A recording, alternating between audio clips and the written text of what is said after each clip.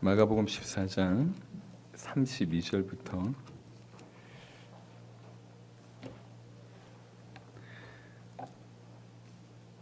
52절의 본문을 가지고 내 마음이 심히 고민하여 죽게 되었으니 너희는 여기 머물러 깨어 있으라.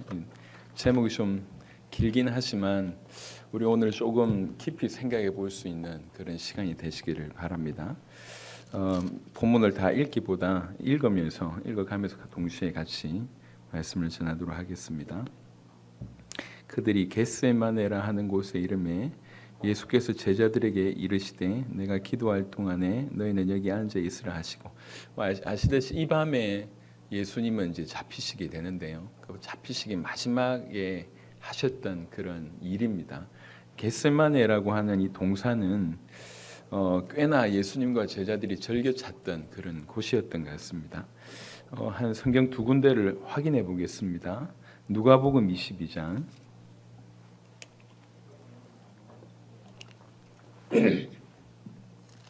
누가복음 22장 39절에 보시면 누가복음 22장 39절에 예수께서 나가사 습관을 따라 감람산에 가심에 제자들도 따라갔더니 이 감람산 안에 있는 겟세마네 동산입니다. 그러니까 습관이라고 얘기할 정도로 자주 가셨음을 보게 되고요. 요한복음 한 구절 더 보겠습니다. 요한복음 18장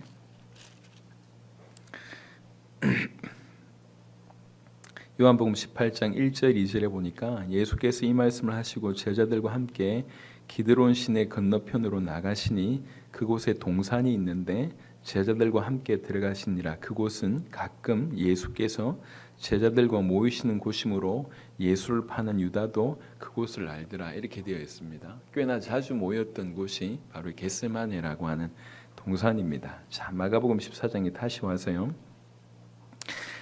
이전에 없던 그런 놀라운 진술이 이제 벌어지게 되는데요.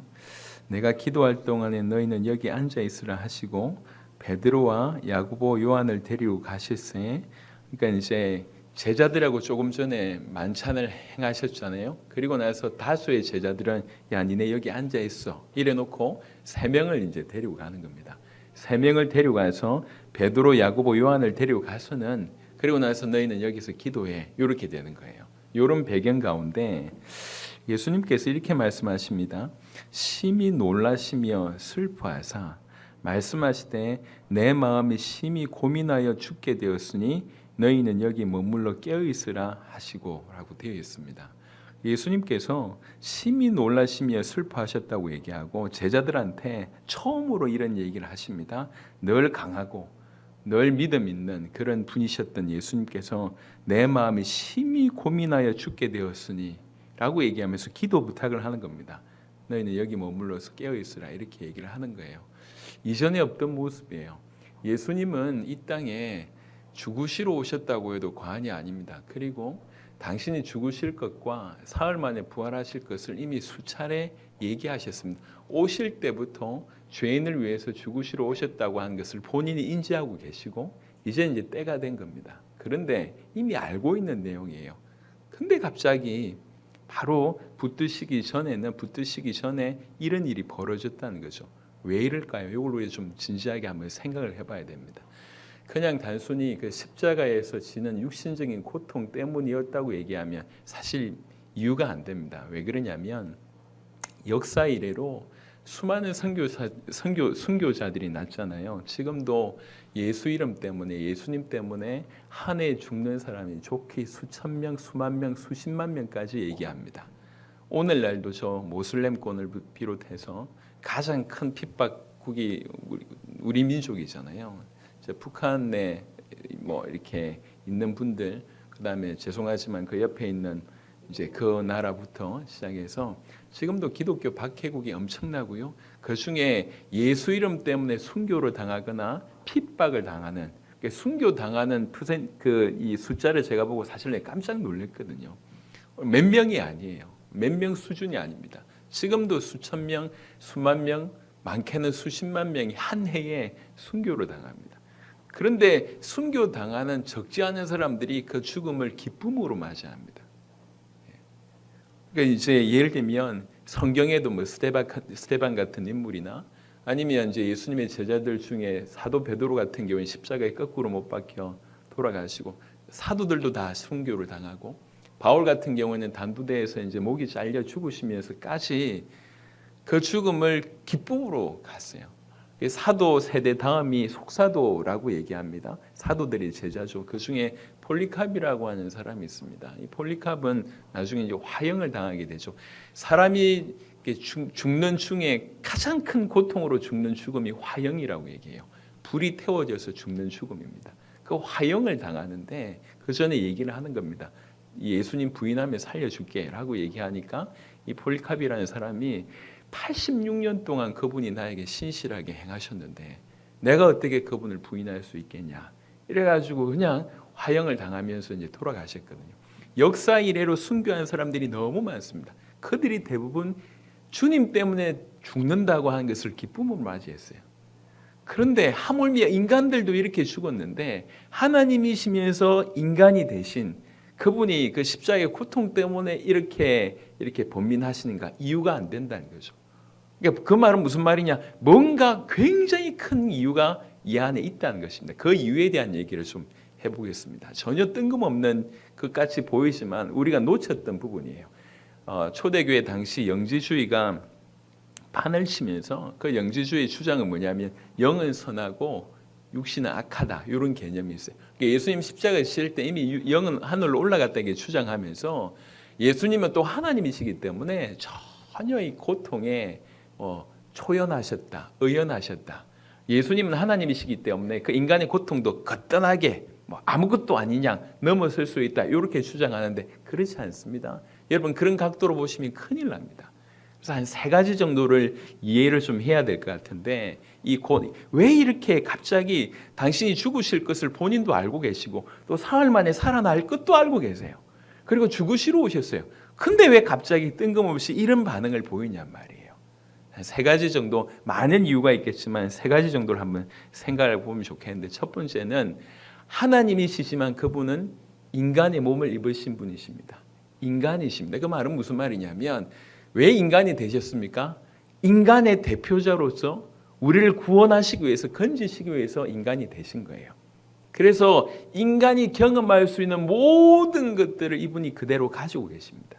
그래서 하나님이시기 때문에 그 고통이 아무렇지도 않겠지 아닙니다. 오히려 인간이시기 때문에 그리고 인간을 대표하시기 때문에 그리고 인간의 모든 것을 대신 져야 되기 때문에 모든 인간들보다 더 예민하게 고통을 당하셨다라고 볼 수 있는 것이 합리적인 얘기입니다. 그분은 그분의 신성을 강조하면서 인성을 약화시킨 것은 이단입니다. 그분은 하나님이십니다. 동시에 그분은 인간이세요. 왜 인간이십니까? 우리를 위하여. 우리를 건져내기 위해서 인간의 몸을 입으신 것입니다. 그래서 우리가 당하는 고난과 고통을 그대로 가지고 계십니다. 심지어 모든 인류의 죗값을 대신하셔야 되기 때문에 누구보다도 그분은 인간이시기 때문에 그 고난을 이런 이 부분들을 가지고 계시다. 이렇게 보는 것이 합리적이다라고 하는 생각입니다. 그래서 이 부분들은 오히려 하나님의 예수님께서 하나님이시면서 동시에 인간이시기 때문에 그리고 인간을 대표하시기 때문에 인간의 모든 것을 대신 지시기 때문에 이런 고난에 대해서 이렇게 반응을 보이신 것이다. 이렇게 생각할 수 있고요. 또 하나는 그냥 십자가에서 죽는데 찔려서 아프고 그 다음에 숨쉬기 힘들어서 고난당하고 이게 아닙니다. 왜 인간이 되셨습니까? 이유는 하나입니다. 우리의 모든 죄를 짊어지시기 위한 겁니다. 우리 주님은 죄를 아셨습니다. 죄를 아셨습니다. 하지만 그 죄를 안 것과 짊어진 것은 분명히 다릅니다. 그래서 이 죄가 예수님께서 인간의 모든 죄를 뒤집으신 것은 뭐와 비교할 수 있을까요? 우리가 잘 이해를 못하니까 좀 유치한 비유를 해보겠습니다.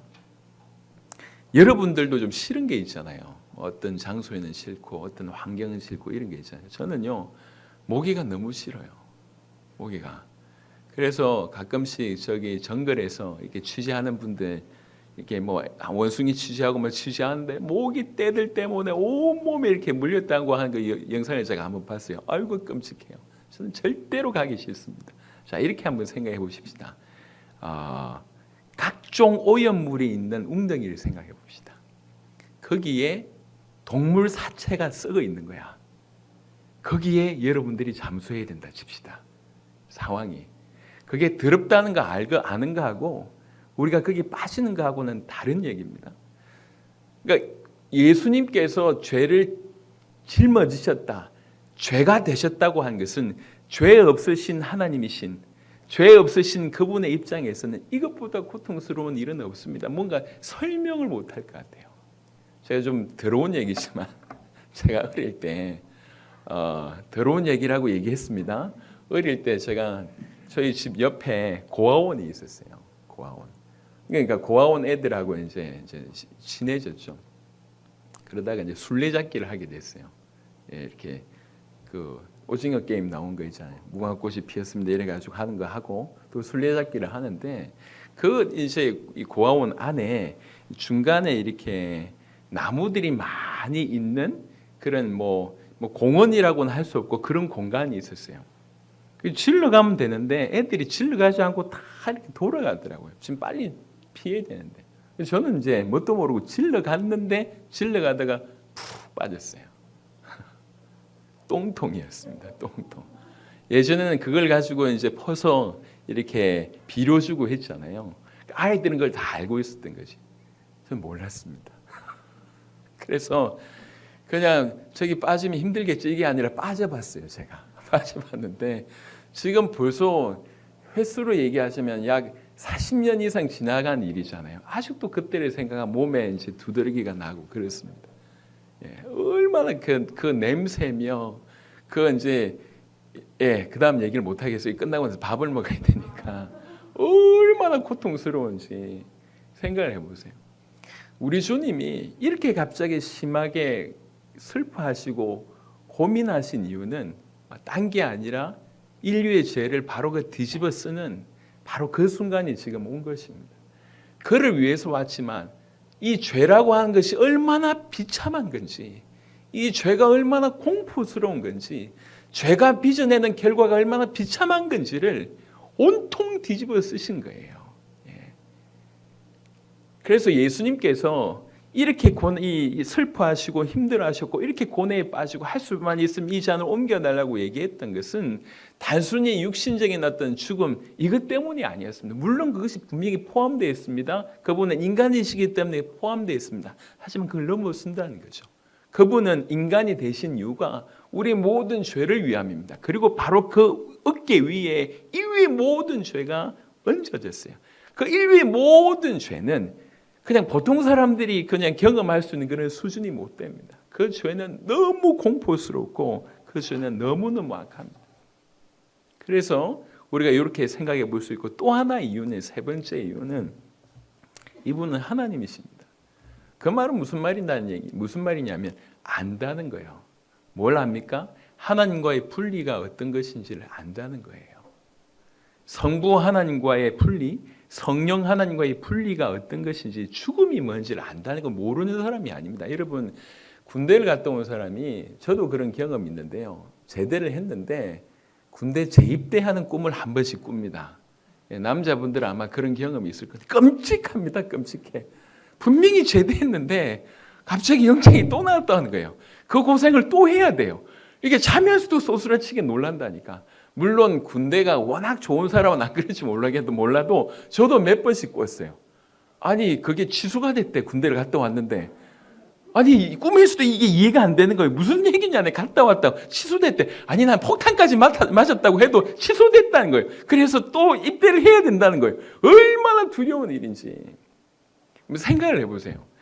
이게 이제 맛도 아는 맛이 맛있다고 하잖아요. 내가 알고 있다. 이제 죄송하지만 우리 세범이가 이번 주간에 이제 아마 출산을 하게 될 것 같습니다. 예, 출산을 해보신 우리 어머님들은 알고 있잖아요. 저게 얼마나 큰지. 쟤는 아직 몰라. 두려워하지 말되 우리 자녀를 낳아보신 분들은 알잖아요. 하지만 나중에 자녀 자체가 너무 기쁘니까 또 한 번 쏘가서 더 낳고 또 한 번 쏘가서 더 낳고 하지만 사실 이게 너무 고통스럽습니다. 여러분 하나님이세요. 알고 계세요. 그 고난이 얼마나 큰지. 또 제가 지난번에 여러분 말씀을 드렸지만 성삼위일체, 이 삼위일체 하나님과의 관계는 그 어떤 분리도 없었고 깨어짐도 없었습니다. 굳이 표현하자면 영원이라고 하는 기간이 있다고 하면, 더 표현해서 영원 전, 영원 후라고 하는 기간까지 만약에 표현을 할 수 있다고 하면 그 영원한 기간 동안에 이 삼위일체 하나님과는 하나님 사이에는 상호내주, 상호침투로 완전히 연결되어 있습니다. 어떤 균열도 발생하지 않았습니다. 하지만 딱 한 번, 역사 얘기를 떠나서 역사 위를 초월해서 모든 영원한 시간에 단 한 번 아버지가 아들을 버리시는 사건, 아들이 아버지에게 버림받는 사건, 굳이 표현하자면 이해를 돕자고 얘기하면 그것에 깨어짐 있는 사건이 있었는데 그게 바로 십자가 사건입니다. 이 하나님과의 분리라고 하는 것은 우리는 그걸 잘 몰라요. 하지만 태초부터 영원전부터 아버지 하나님 우편에 앉아 계시면서 느꼈던 그 기쁨을 상실하게 됩니다. 그리고 아예 철저하게 죄를 지으시고 고개를 돌리십니다. 이런 버림을 받는 것이 그게 어떤 것인지 하나님이시기 때문에 안다는 거죠. 여러분, 지옥이 뭡니까? 영원히 하나님과 분리되는 곳입니다. 그러니까 지옥이 그만큼 무서운 것이에요. 감히 표현하자면, 오늘 표현으로 얘기하자면 예수님도 그것 때문에 고난을 받을 만큼이라고 표현할 수 있을 것 같아요. 지옥 자체보다는 그것이 하나님과의 분리를 뜻하기 때문에 그만큼 무서운 것입니다. 그래서 우리는 한 명이라도 지옥 가면 안 됩니다. 큰일 납니다. 큰일 납니다. 여하튼 약간 벗어나는데 다시 돌아오면, 하나님과의 분리라고 한 것은 이 예수님에게 있어서 그 어떤 것보다 육신적인 고난이며 아니면 정신적인 고난이며 비난이며 모욕이며 그 어떤 것하고도 비교할 수 없는 최고의 고통이 요 고통입니다. 그걸 위해서 왔는데도 막상 그 시간이 이르르니까 그게 너무너무 힘든 거예요. 예수님께서 이런 표현에서 야, 내 죽겠다 이렇게 표현한 거예요. 우리가 쓰는 말로 얘기하자면 내 미치겠다, 지금 이 얘기거든요. 그냥 고상하게 표현해서 이 얘기지만 우리가 쉽게 얘기할 수 있는 것은 완전히 새빨래져서 야, 내 미치겠다, 내 죽겠다 이 얘기입니다. 고민하여 죽게 되었으니. 여러분, 이게 어느 정도 좀 이렇게 치열했는지를 좀 보시면요, 마태복음 26장 한번 보겠습니다.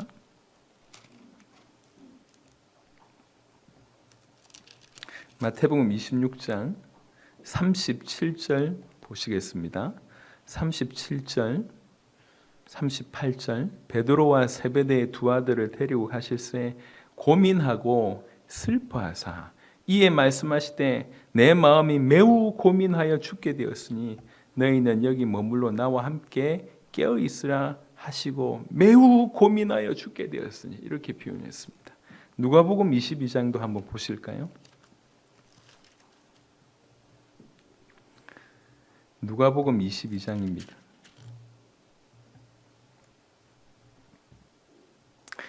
44절에 보니까 43절, 44절 보면 천사가 하늘로부터 예수께 나타난 힘을 더하더라. 예수께서 힘쓰고 애써 더욱 간절히 기도하시니 땀이 땅에 떨어지는 핏방울 같이 되더라. 이게 어느 정도 간절히 이렇게 이 상황이 됐는지에 대한 얘기입니다. 이토록 간절히 기도하는 그런 일입니다. 내가 고민해서 죽겠다.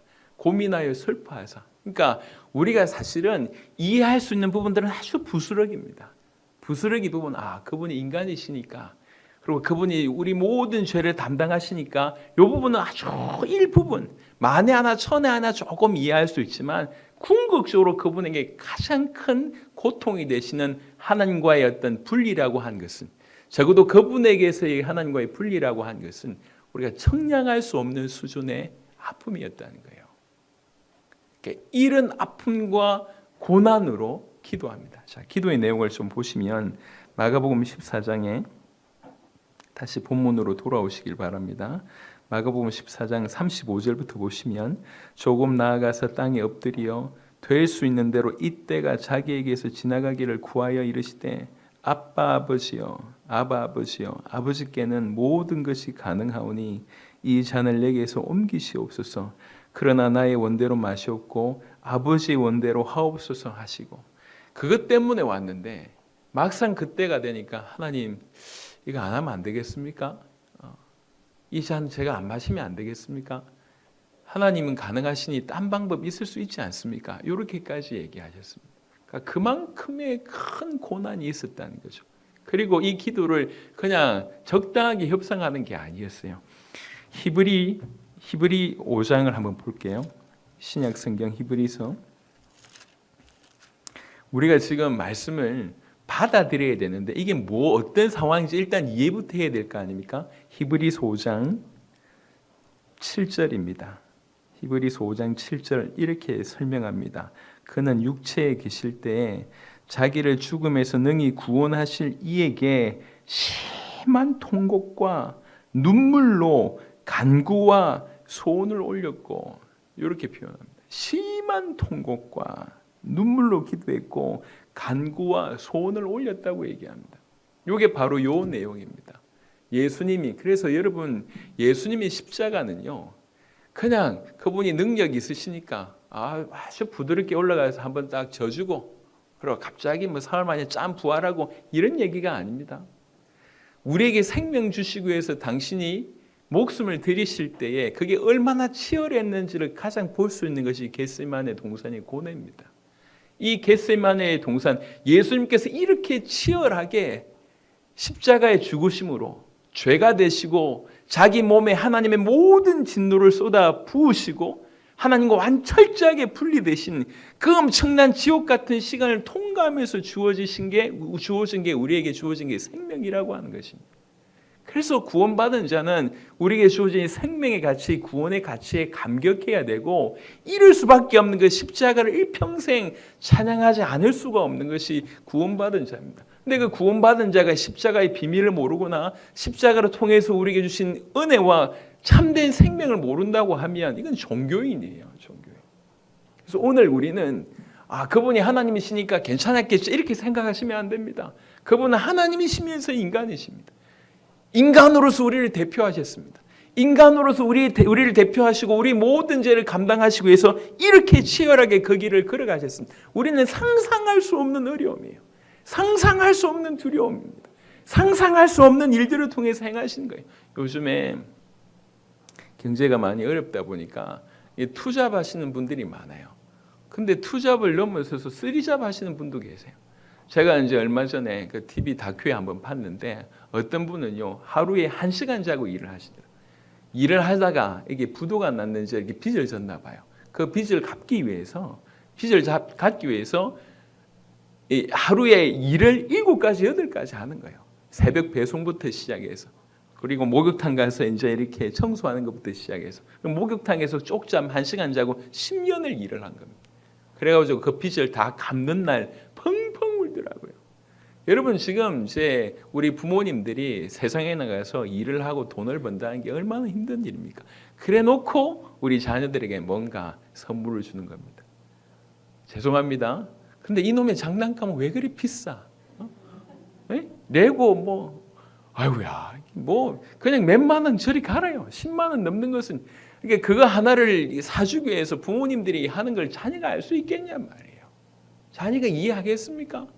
얼마나 모진 어려움을 당하면서 그 하나를 사주는지 애들이 이해하겠냐면, 이해했다고 하면 걔 무서운 애지. 6살, 7살짜리가 아빠 고생했다면서 그렇게 고생했다면서 이러면 그게 이상한 애지. 얘가 철이 없는 것이 당연한 거지. 예, 당연하지만 그래도 나이가 들어서도 이해 못한다. 이 완전히 이 수준을 얘기할 수가 없는 입장 아닙니까? 우리는 이해 못합니다. 우리 하나님, 우리 주님께서 어떤 고난과 고통으로 우리에게 이것을 허락하셨는지 이해 못합니다. 그래서 우리가 은혜를 구해야 된다는 거예요. 우리 십자가 지시기 전에 예수님께서 제가 묵상하면서 이제 여러분에게 전달하기 위해서 묵상하면서 이렇게 치열하셨는가 또 한 번 확인하게 되었습니다. 그냥 그분이 하나님이시니까 그냥 간단하게 하신 거 아닌가? 하나님 능력을 사용하셔서 그 고난을 약간 좀 무력하게 하고 어떻게든 우리보다 좀 더 견디기 쉬웠을 거 아닌가? 천만의 말씀. 오히려 우리보다 더 심한 고난을 육체적으로도 인간의 대표이시기 때문에 더 민감하게 받으셨고 그 몸의 모든 죄를 뒤집으셔서 도무지 그 죄의 비참함, 그 죄의 공포를 그대로 받으시고 그 죄의 진노를 그대로 받으시고 철저하게 하나님께 버림받은, 이게 너무 크니까 막상 그 앞에 섰는데도 예수님께서 감히 예수님이 하나님하고 지금 타협하는 기도를 하는 겁니다. 좀 안 될까요, 아버지? 제가 꼭 이래야 됩니까? 여러분, 분명히 아닌 걸 아는데도 불구하고 자녀들이 눈물 흘리면서 뭔가 부탁하면 마음이 찡해진다고. 다 키운 딸이 말도 안 되는 사람 데려와서 결혼하겠다고 할 때에 억장이 무너지죠. 저희 장모님이 그랬어요. 제 장모님이 의사 사위 맞을 줄 알았는데 7살 많은 또 그 아직 잘 안 믿는 집안인데 목사 되겠다는 사람 데리고 왔더니 그러니까 처음 우리 장모님이 아주 웃으면서 얘기했어요. 친구 사이로 지내라면서 3년을 반대하시더라고. 갑자기 왜 이런 얘기가 나왔지? 어쩌다 이리 됐지? 마음이 아프다? 그렇지.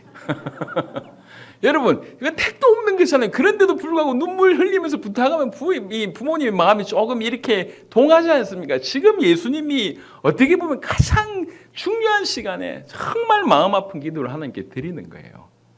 드리는 본인이나 그 기도를 외면하는 하나님이 이렇게 나와서 주신 것이 십자가라고요. 그렇게 우리에게 주신 것이 생명이라고요. 적어도 우리는 이걸 알아들어야 됩니다.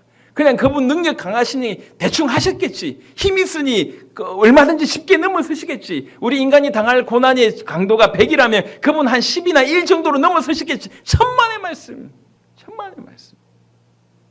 우리가 이해할 수 없는 그 신비에 쌓여져 있는 그 고난까지 다 당하시면서 얘기하셨습니다. 그분이 생각할 때도 이게 너무 무시무시한 일인 거죠.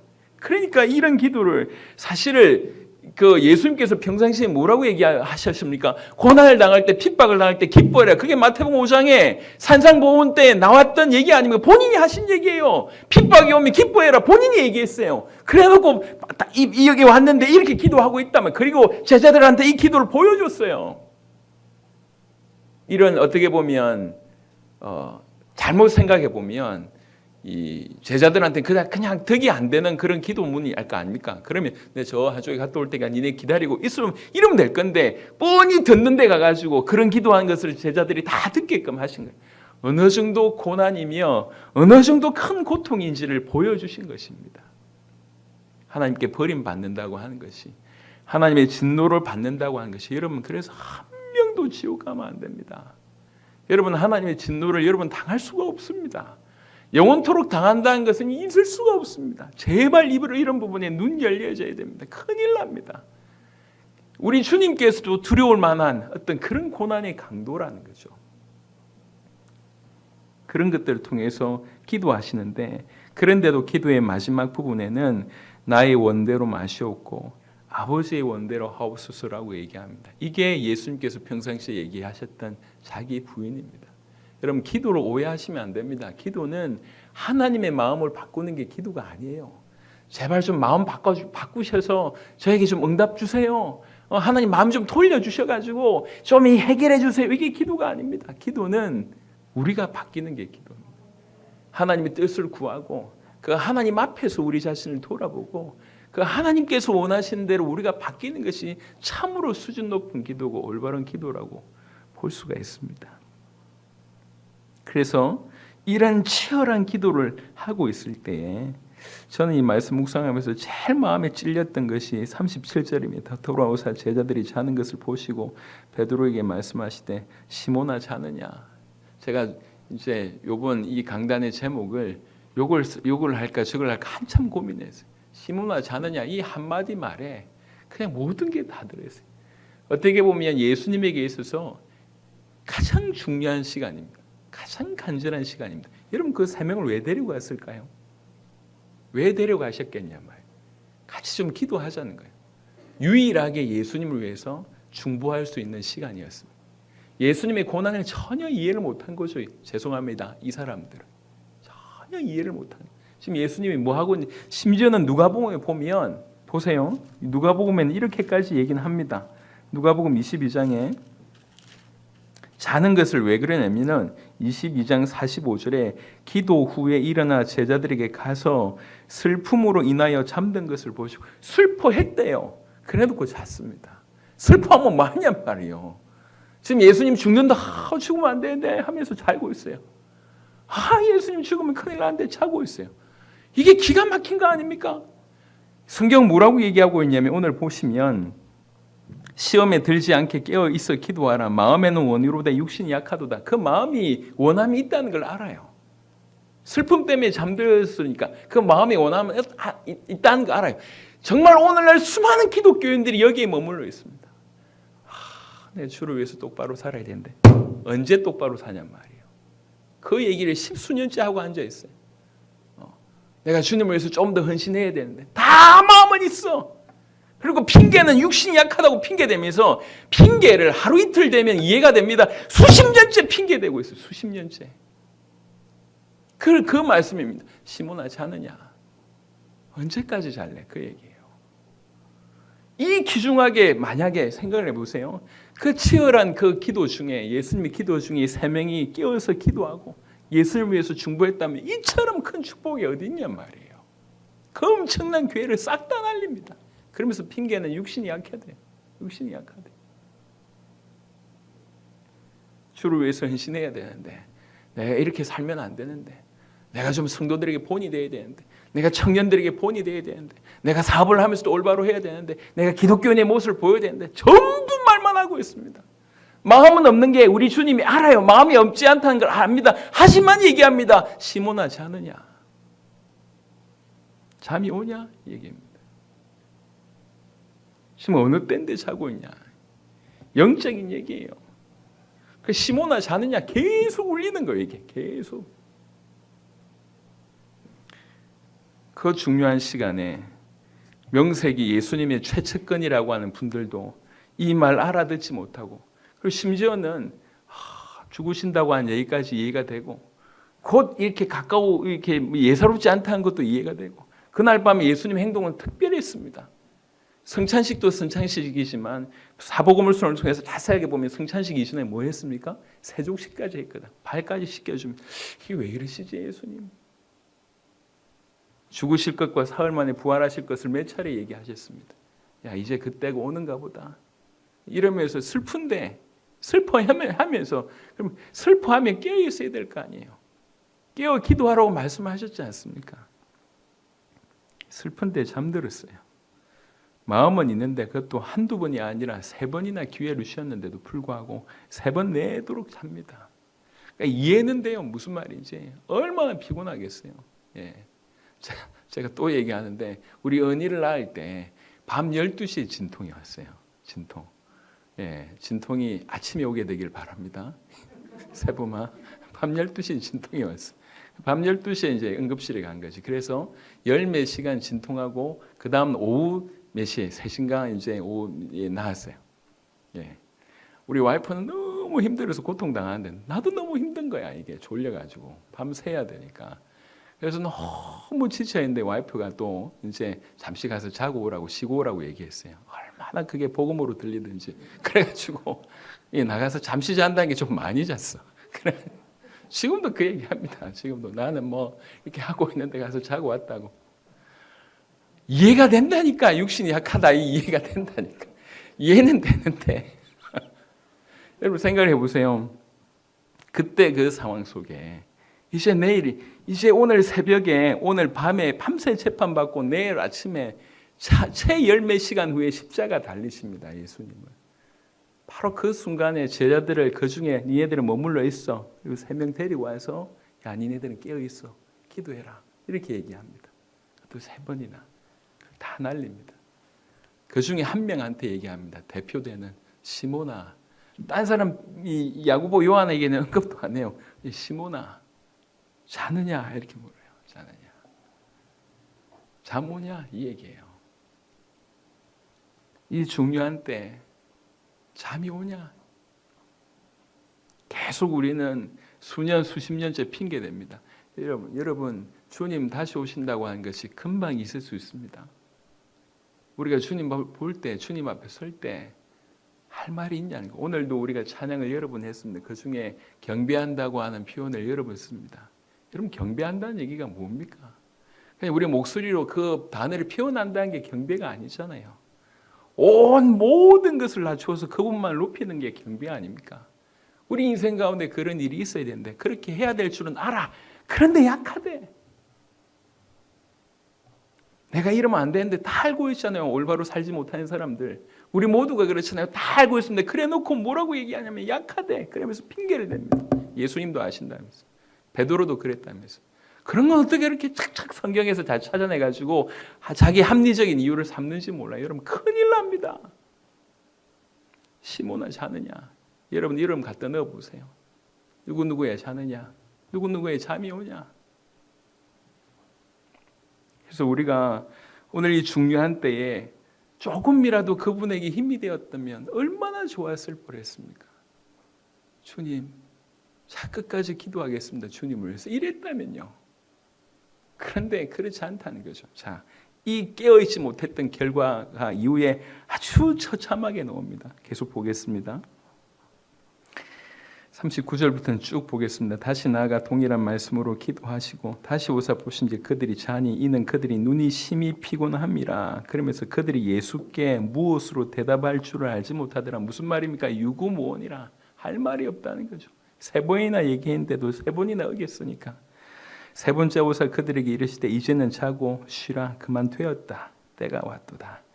보라 인자가 죄인의 손에 팔리느니라. 일어나라 함께 가자. 보라 나를 파는 자가 가까이 왔느니라. 드디어 이제 가룟 유다가 등장합니다. 예수께서 말씀하실 때 곧 12 중에 하나인 유다가 왔는데 대제사장들과 서기관들과 장로들에게서 파송된 무리가 금과 몽치를 가지고 그와 함께 하였더라. 완전히 뭐 강도 잡는 듯이 이렇게 무장하고 왔어요. 자, 44절은 이렇게 얘기하고 있습니다.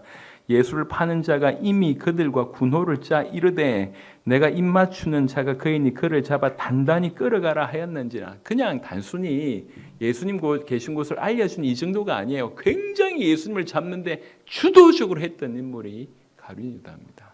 그래놓고 이에 와서 곧 예수께 나와 랍비여 하고 입을 맞추니 그들이 예수께 손을 대어 잡거늘. 여러분 원래 이렇게 입을 맞춘다고 하는 것은 존경의 표시입니다. 최고의 존경의 표시를 어떤 배반이라고 하는 결과로 만들어내는 것이죠.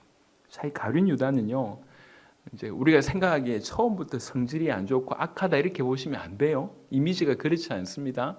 생각을 하셔야 돼요. 예수님의 제자들 중에 재정을 맡았다고 얘기해서 그 말은 무슨 말입니까? 신임을 받았다니.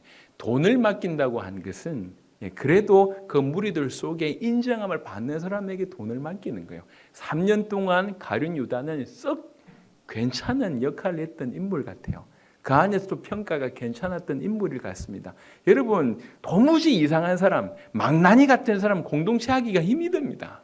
그렇잖아요. 그러니까 3년 동안 생활했다는 얘기는 그 안에서 충분히 어울러졌다는 얘기고 그 안에서 깎여졌다는 얘기고 그 안에서 인정을 받았다는 얘기예요. 그리고 이제 물론 이제 향유를 부었을 때에 왜 이것을 이제 팔아가지고 가난한 자들에게 나눠주지 않았냐고 얘기할 때 덧붙인 설명은 그렇게 얘기해놓고 돈 얼마를 이제 훔쳐가려고 했다 이렇게 표현을 합니다. 하지만 그 표현도 맞지만 그 표현이 올바르지만 평상시에 구제하는 부분들이 없었냐? 그렇지 않다는 거죠. 구제하는 모습이 이 사람에게 있었다는 거죠. 그러니까 구제를 좋아하는 사람이었어요. 그러니까 처음부터 끝까지 악한 놈, 더러운 놈, 나쁜 놈 이게 아니라니까요. 꽤나 괜찮고 인정받았고 구제를 좋아하고 나름대로 자기 사람들을 사랑하고 이런 일들이 있었습니다. 가룟 유다 안에는. 그런데 지금 오늘 가룟 유다의 자리를 보시길 바랍니다. 예수님을 경험했던 자입니다. 유다라고 하는 이름의 뜻이 뭐죠? 하나님을 찬양하라고 하는 뜻이에요. 좋은 이름을 가지고 있습니다. 백성들 구제하기도 좋아했던 사람이었습니다. 예. 그리고 어떻게 보면 예수님의 측근 중에 한 명이었습니다. 그랬던 예수님의 기적과 예수님의 말씀과 예수님의 모든 것을 가장 가까이에서 봤던 바로 그 자가 대신했다는 얘기예요. 유다의 자리가 우리가 생각하는 것처럼 원래 악하고 원래 못된 놈이고 원래 뭐 더럽고 이래서 그렇게 됐냐? 그렇지 않다니까요. 그렇지 않습니다. 오히려 예수님을 누구보다도 경험했던 사람이고 누구보다도 열심히 냈던 사람이고 재정을 맡으면서 한 부분을 맡았던 사람입니다. 구제를 좋아했고 어떤 분들은 뭐라고 얘기하냐면 가룟 유다를 설명하기를 열심당이었다고 표현합니다. 그러니까 자기 민족을 건져내야 되는데 그러면 로마에서 해방시켜야 되는데 이 사람이 자꾸 방향이 그 방향이 아니거든. 그래서 이제 마음을 돌이켰다 이렇게 또 표현을 합니다. 이랬든지 저랬든지 우리가 알고 있는 가룟 유다는 무조건 나쁜 놈이라고 생각하시면 그렇지 않다는 거예요. 우리 교회 안에 어느 순간 가룟 유다의 자리에 설 수 있는 사람이 있을 수 있다는 겁니다. 깨어 있어야 돼요. 하나님이 끝까지 붙드시도록, 끝까지 은혜를 주시도록. 어찌하다가 이렇게 되었습니까? 이렇게 적극적으로 자기의 스승이며 메시아로 고백하는 사람을 이렇게 잡으려고. 46절부터 그들이 예수께 손을 대어 잡건을 곁에 서 있는 자 중에 한 사람이 칼을 빼어 대제사장의 종을 쳐 그 귀를 떨어뜨리니라. 이 칼을 뺐던 사람이 베드로인 것을, 그리고 그 귀를 잘린 그 사람이 대제사장의 종 말고라고 한 것이 사복음서에 동시에 들어 있습니다. 예수께서 무리에게 말씀하여 이르시되 너희가 강도를 잡는 것 같이 금과 몽치를 가지고 나를 잡으러 나왔느냐? 내가 날마다 너희와 함께 성전에 있으면서 가르쳤으되 너희가 나를 잡지 아니하였도다. 그러나 이는 성경을 이루려 함이니라. 자기가 죄인에게 팔려야 될 것이, 그리고 이렇게 잡혀야 될 것이 성경을 이루게 합니다라고 바로 그 순간까지 얘기를 합니다. 자, 그리고 50절에 제자들이 다 예수를 버리고 도망하니라. 제자들이 다 예수를 버리고 도망하니라. 자, 보세요. 깨어 있으라고 얘기할 때 그 말은 그냥 보통 말이 아니었습니다. 그 깨어 있으라고 하는 말을 알아듣지 못했던 결과가, 베드로는 자기 혈기를 주체하지 못하고 열심은 있지만 혈기로 드러내고, 그리고 깨어있지 못했던 모든 제자들 한 명도 예의 없이 다 예수님 버리고 도망하는 일이 벌어집니다. 이런 일들이 벌어진다는 거예요. 우리 인생 가운데서도요, 교회 안에서도 오랫동안 신앙생활을 하면서도 자기를 이기지 못하는 경우들이 우리가 얼마나 많습니까? 이길 수 있는 힘이 우리에게는 없습니다. 이길 수 있는 힘이 우리에게 주어져야 됩니다. 성령의 능력으로만 이길 수 있다는 거예요. 그래서 얘기한 겁니다. 기도하라고 얘기합니다. 여러분, 기도는 그냥 간구와 소원을 아뢰는 정도가 아닙니다. 기도는 하나님과의 교제입니다. 하나님과의 교제는 다른 말로 우리에게서 중요한 것이, 중요한 기도의 제목들이 올라가지만 반대로 하나님께서 오는 그 중요한 것들이 우리에게 흘러온다는 거죠. 성령의 능력 아니고는 이겨낼 수가 없습니다. 깨어 기도하라. 우리 주님 아시고 얘기했습니다. 그런데 혈기 부리고 또 그렇게 주를 위해서 목숨 걸겠다고 얘기했는데 가장 결정적인 순간에 얼마나 빨리 도망쳤는지 모르겠지만 싹 다 버리고 도망갑니다. 예수님의 제자라고 하는 사람들이 예외 없이 다 도망갑니다. 우리 능으로, 우리 힘으로 감당할 수 있는 이런 수준이 못 됩니다. 목숨 앞에, 죽음 앞에 섰을 때는 그럴 수가 없습니다. 그런데 그것을 넘어설 수 있는 힘이 하나님에게서 있고, 그 하나님이 우리에게 능력 주신다면 그건 얼마든지 가능합니다. 그래서 기도할 것을 요구합니다. 깨어 있으라고 얘기합니다. 이 마지막 때에 깨어 있어야 됩니다. 이 마지막 때에 깨어 있어서 이 귀한 일들을 감당을 해야 돼요. 울진 산불에 이제 제가 잠시 갔다 왔을 때 할아버지 한 분을 만났어요. 할아버지 한 분을 만났는데 이번에 이제 9일 동안 타면서요, 200채 이상 가옥에 이제 불탔어요. 굉장히 처참하더라고요. 특별히 산 아래 있는 집들은 다 불탔는데 그나마 좀 젊은 분들이 있는 분들은요, 저기 불이 오잖아요. 그러면 물을 온 집안에 이렇게 근처에 다 뿌리는 거예요. 이렇게 지붕부터 시작해서 다 뿌려가지고 그나마 피해가 별로 없었대요. 근데 농촌에 누가 많습니까? 할머니, 할아버지들이 많은 거예요.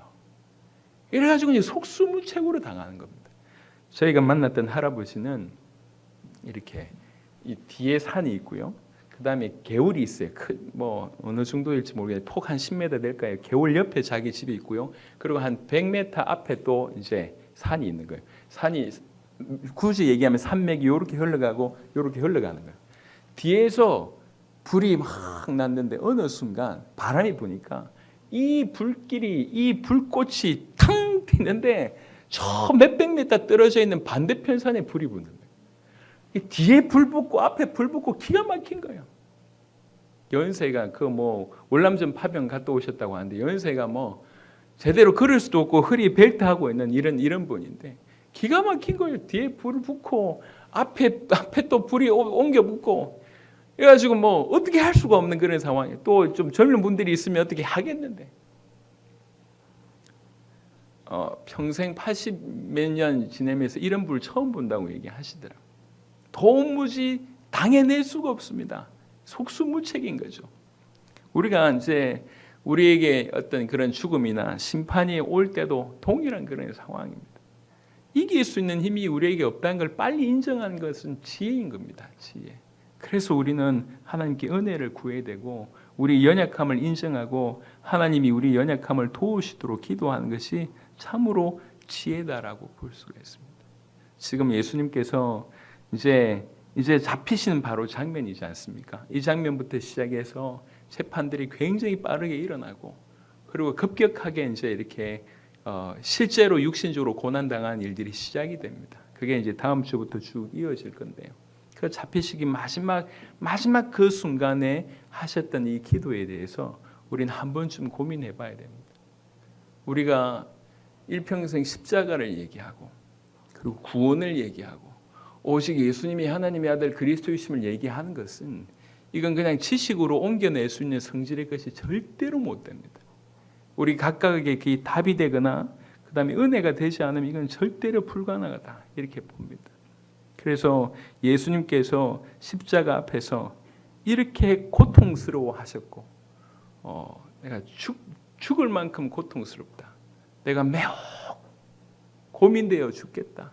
슬퍼하시고 한탄하시고 어떤 구절은 뭐라고 오늘 마가복음 14장에 뭐라고 표현했냐면 심히 놀랬다고 얘기합니다.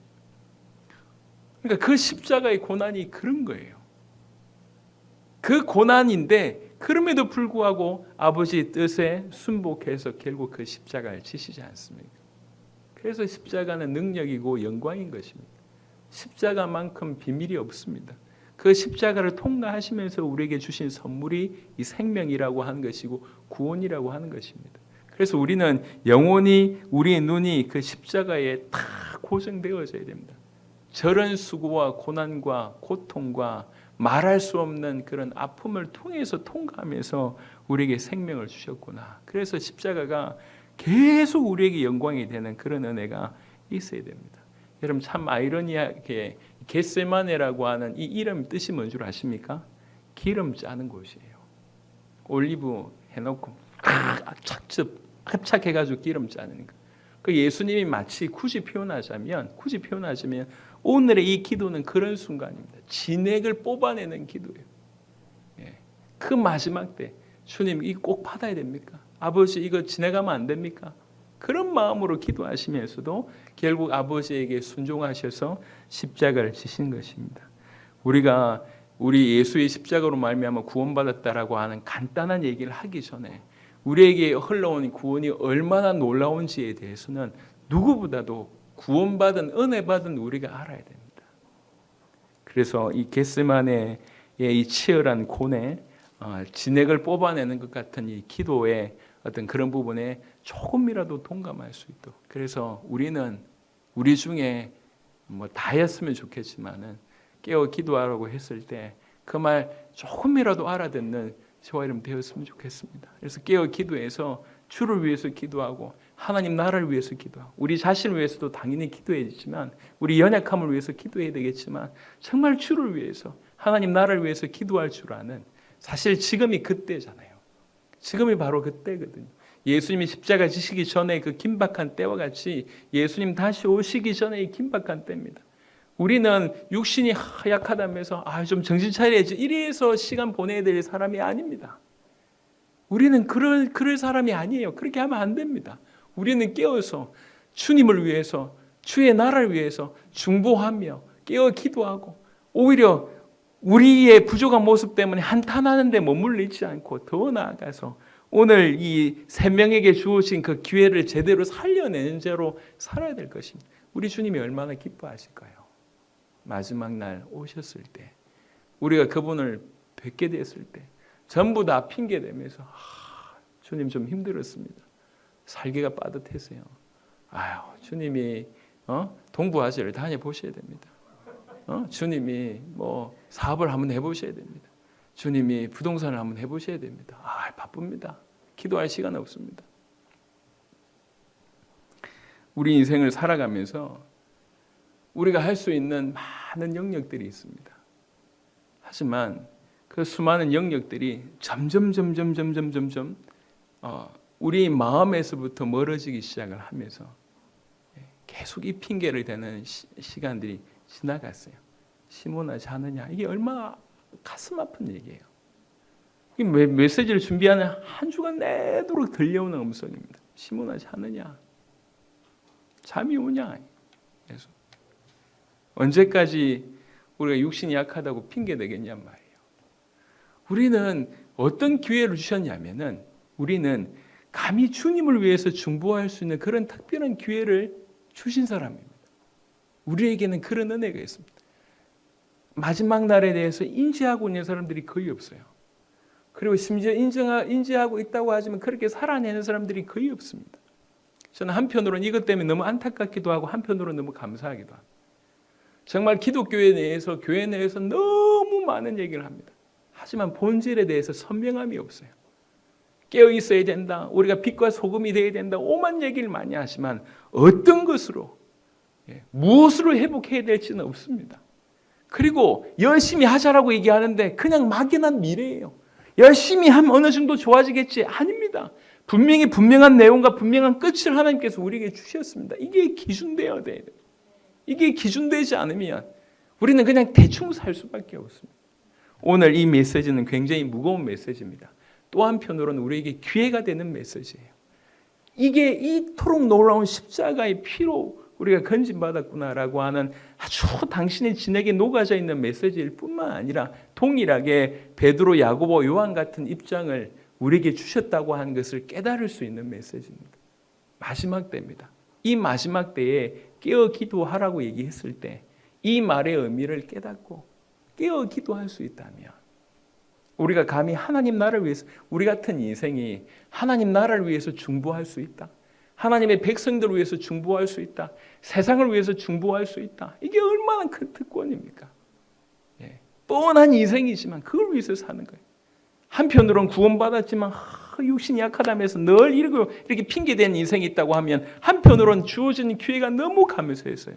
나라와 민족과 열방을 위해서 계속 기도하는 거예요.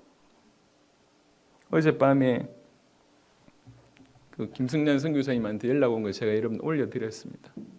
연세가 제가 알기로도 좋게 예순이 훨씬 넘으신 연세인 것 같습니다. 그 아프가니스탄 거기 달려가가지고 그 난민들 치유하는데 일어나는 참상 자체가 기가 막히잖아요. 그분들이 어디 돈이 있겠습니까? 돕고 싶은 마음으로 그냥 몸뚱아리 간 겁니다. 생명 걸고 돕는 거예요. 얼마든지 편안하게 여생 보낼 수 있습니다. 크게 허락되지 않는 거예요. 그 마음에. 남은 인생 어떻게 주를 위해서 살까? 아침에 제가 상영규 선교사님 여러분 카톡 올려드렸습니다. 아시지 않습니까? 이분이 사실 은퇴하실 나이에요. 연세가.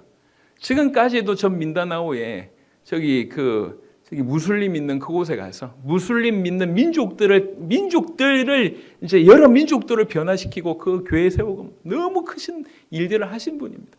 아시지 않습니까? 들어가기 전에 병이 오셔가지고 이렇게 조금 좀 심하면 목숨에도 위험할 수 있는 그런 병인데 그 병 다 있는데도 또 코로나 걸리고 그럼에도 불구하고 다 너무 무서워 가셔서 지금 아침에 오셔가지고 저한테 이 성경의 복음으로 여기 살아나고 있고 여기 살아나고 있고 이러면서 사진 보내주셨어요. 생명을 열고 있습니다. 그냥 적당하게 연생 보낼 수 있는데 그 하신 일로도 충분히 칭찬받을 수 있는데 언더우드 상 정도 받았으면 선교사로는 최고의 상 아닙니까? 얼마든지 편히 쉴 수 있는데 주님 앞에 그럴 수가 없는 거예요. 주님 앞에. 그리고 또 한편으로는 그게 복이라는 걸 그분들이 아는 겁니다. 여러분 이게 복이라는 것을 알 수 있는 은혜가 우리에게 있기를 바랍니다. 우리가 이 땅을 살아가면서 여러분 톡 까놓고 얘기해서 우리에게 뭐가 있습니까? 생각나는 건 죄밖에 없지 않습니까? 죄밖에 없지 않습니까? 제가 지난 인생을 돌아보면 잘한 일은 별로 생각이 안 나요. 못한 일들만 자꾸 생각이 나요. 그 못한 일들은 생각이 날 때마다 얼굴이 벌개지는 그런 일들도 있어요. 우리 인생 산 만큼 죄 말고는 없습니다. 뭘 내놓을 게 있겠습니까? 근데 이 죄 많은 인생은 우리에게 감히 나를 위해서. 아니면 깨어 기도하라. 함께 기도하자. 주의 나라와 주님을 위해서 중보할 수 있는, 그러니까 주님의 백성을 위해서 또 중보할 수 있는, 세상을 중보할 수 있는 그런 특권을 우리에게 주셨습니다. 이건 우리는 살려야 됩니다. 그래서 지금까지 우리가 실패하는 인생이었다고 하더라도 우리 마지막 역전승 하나 있습니다. 주님이 가장 기뻐하시는 일에 맨 앞에 있는 거예요. 그럼 다른 시상 때에 우리가 올라가 본 적이 없다 할지라도 마지막 심판 때에서는 우리가 칭찬받는, 하나님이 기뻐하시는 그런 사람으로, 그게 최고의 상 아니겠습니까? 우리 모두가 그런 것을 바라보고 나갔으면 좋겠습니다. 그냥 육신적인 것은 싹 다 지나갑니다. 여러분 그토록 좋아했던 것 지금 남아있는 게 어디 있습니까? 다 지나가는 겁니다. 차도 좀 괜찮은 거 탔으면 조금 지나가면 또 뭐 집도 마찬가지고, 여러분들이 그렇게 고대하고 기뻐했던 그 수많은 것들 시간 갔을 때 그닥 가치 있는 것이 별로 없을 것입니다. 다 지나갑니다. 근데 우리는 그것에 다 목숨 메고 있지 않습니까? 그게 전부인 줄 알고. 그렇지 않습니다. 하나님 나라가 전부입니다. 복음이 전부이십니다. 우리 주님 다시 오신다고 하는 것들을 준비할 수 있는 것이 전부인 줄 믿습니다. 말씀을 마무리하면서 오늘 마가복음 14장의 마지막 두 절을 보겠습니다. 한 청년이 벗은 몸에 배 홑이불을 두르고 예수를 따라가다가 무리에게 잡힘에 배 홑이불을 버리고 벗은 몸으로 도망하니라. 누굴까요? 신학자들은 이 마가복음의 저자인 마가라고 생각합니다. 마가가 자고 있다가 예수님 잡히신다 이 얘기 들은 거예요. 자고 있다가 속옷 제대로 입지도 않고 겉옷을, 이 배 홑이불은 그냥 이불이 아니고요, 아주 값비싼, 그러니까 이제 그때 당시에 입으면 옷이 되고 벗으면 이불 되는 그런 아주 값비싼 옷이었습니다. 부자라는 얘기죠. 예수님 잡히신다 그러니까 막 후다닥 간 거죠. 갔는데 이게 지금 상황이 난리가 난 거예요. 그래서 이제 제자들이 다 도망갈 때 얘도 도망가다가 잡힌 겁니다. 물에게 잡혔어요. 그러니까 그 옷을 벗겨두고 그냥 뛴 겁니다. 이 사람이 누굽니까? 이 사람이 마가입니다. 이 마가복음의 저자. 요 얘기를 고스란히 올려놨어요. 주님, 제가 이랬습니다. 제가 이랬던 놈입니다. 숨기면 될 거 아니에요. 누가 안다고? 누가 안다고? 예수님의 흔적에 대한 기록인데 굳이 이걸 삽입합니다. 왜 이렇게 넣었을까요? 그냥 에피소드가 아닙니다. 회개하는 마음으로 올린 겁니다. 주님, 제가 이랬던 놈입니다. 주님, 당신 잡히실 때 제가 도망쳤던 놈입니다. 어느 정도냐? 옷 뺏기고 알몸으로 도망쳤던 제 그런 놈입니다. 이런 고백입니다. 우리가 볼 때는 그냥 대수롭지 않을 수 있지만 마가의 입장에서 복음서를 쓰면서 이 구절을 삽입할 때는 정말 회개하는 심정으로 쓴 겁니다. 알리는 글이잖아요. 전 세계에 어떻게 보면 이렇게 알리게 될 줄까지 몰랐겠지만 수많은 사람들에게 예수님에 대한 알린 글이었다는 거죠. 그런데 이게 삽입되어 있습니다. 우리가 주님과의 관계가 너무 중요합니다. 주님을 경외하는 모습으로 나가야 됩니다. 하나님의 임재가 우리 예배 가운데, 여러분 삶 가운데 있어야 됩니다. 그럴 때 필요한 부분 중에 하나가 뭐냐면 죄의 처리라고 하는 것입니다. 죄의 처리. 구원받은 자는 모든 죄가 끝이 났습니다. 하지만 그것은 죄책에 대한 얘기예요.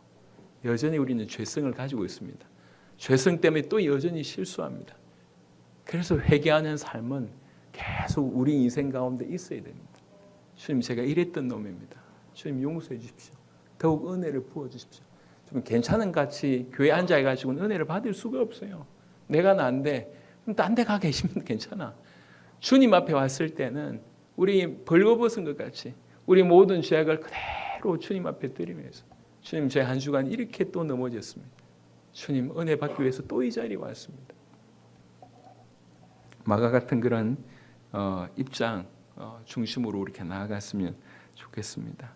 예수님께서 십자가 지시기 전에 예수님에게 있어서 십자가는 이런 의미였다고 하는 것을 볼 수 있는 본문입니다.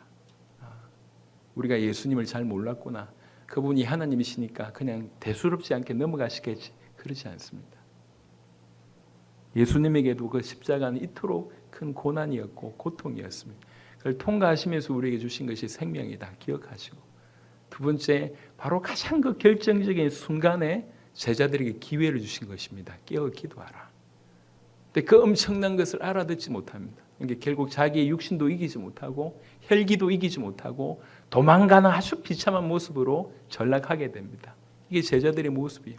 하지만 바로 깨어서 기도했다고 하면 그 시간에 뒤에서 주님이 기도하는 땀이 핏방울 되도록 기도하던 그 뒤에서 손을 들고 주님을 위해서 기도했더라고요. 이 영광이 어디 있겠습니까? 그 얼마나 영원한 영광이었겠습니까? 근데 바로 그것을 잃어버렸습니다. 근데 그 축복을 지금 우리에게 주신 겁니다. 다시 오실 주님을 위해서, 우리 자신을 위해서 살지 않고, 시몬아 자느냐 이 얘기 듣지 않고, 우리가 주의 영광을 위해서, 하나님의 나라를 위해서, 주님을 위해서 기도할 수 있다. 최고의 축복이다 말씀드릴 수가 있겠습니다. 그래서 또 무엇보다도 이렇게 기도하는 삶을 살아야지 우리 육신을 이겨낼 수가 있습니다. 하나님의 능력이 우리에게서 드러날 수 있습니다. 하나님의 크신 은혜가 우리 모두에게 있기를 그리스도 예수의 이름으로 축원합니다. 이 시간 같이 한번 기도하겠습니다. 주신 말씀 여러 가지로 여러분에게 전달했는데 하나님이 여러분에게 은혜 주시기를 바랍니다. 정말로 하나님 이 마지막 때에 특별한 기회를 주셨다고 하는 것을 알게 되어서 그 십자가의 비밀을 정확하게 알고 우리에게 깨어있으라고 한 이 의미를 알고 깨어있는 자가 될 수 있도록 하나님 역사하여 주옵소서. 기도하라고 하실 때 기도하는 자가 되게 하옵소서. 더 이상 마음은 온이로 내 육신이 약하도다 핑계대지 아니하고 주님 앞에 나아가는 우리 모두가 될 수 있도록 하나님 역사하여 주옵소서. 우리 간절히 한번 기도하도록 하겠습니다. 하나님 우리 눈을 열어주시기를 기도합니다. 우리의 마음을 뜨겁게 하여 주시옵소서. 주님 앞에 주님에게서 그 십자가의 의미가 그 십자가가 어느 정도의 큰 고난이며 고통이며 얼마나 놀랄만한 사건인지를 다시 한번 우리에게 깨닫게 하여 주셔서 참으로 감사를 드립니다. 이 십자가 지심으로 이 십자가의 고난을 당하심으로 십자가상에서 하나님의 진노를 온전히 받으심으로 하나님께 철저하게 버림당하심으로 우리에게 주어진 우리에게 선물하신 이 생명 이 구원의 가치를 진실로 깨닫는 우리 모두가 될 수 있도록 역사하여 주옵소서. 그리고 더 나아가서 예수님께서 깨어있으라고 말씀하신 그 베드로와 야고보와 요한의 입장이 바로 우리에게 동일한 입장으로 허락하셨는 줄 믿습니다. 주님 마음은 원이로되 육신이 약하도다 핑계대면서 시몬아 자느냐라고 하는 그런 평을 듣는 우리 인생이 아니 되도록 그런 인생이었다면 오늘부터 우리가 깨어있을 수 있도록 역사하여 주옵소서. 그래서 감히 주님을 위하여 주님의 나라를 위하여 주님의 소원을 위하여 주님이 그토록 건지고자 하는 저 영혼들을 위하여 전 열방을 위하여 참으로 깨어서 기도하며 주와 동역하는 자가 되게 하시고 마지막 날에 우리 주님 앞에서 칭찬 듣는 우리 모두가 될 수 있도록 역사하여 주시옵소서. 주님 우리는 연약합니다. 그래서 순간순간마다 주님을 피하고 도망치며 아버지 우리 혈기로 인생을 살아가고 있는 자들입니다. 주여 우리에게 은혜를 베풀어 주옵소서. 우리 연약함을 알게 하여 주시사 정말 주님 말고는 이 모든 것을 넘어설 수 없다는 것을 깨닫고 기도하는 우리가 되게 하여 주시옵소서. 그래서 하나님 능력을 덧입는 우리 모두가 될 수 있도록 역사하여 주옵소서. 하나님 이 교회를 세우셔서 전 세계를 세우고 계십니다. 우리 성도들 한 명 한 명도 세우셔서 전 세계 모델이 될 수 있도록 하나님 역사하여 주옵소서. 감사를 드리옵고 우리 주 예수 그리스도의 이름으로 기도드렸습니다. 아멘.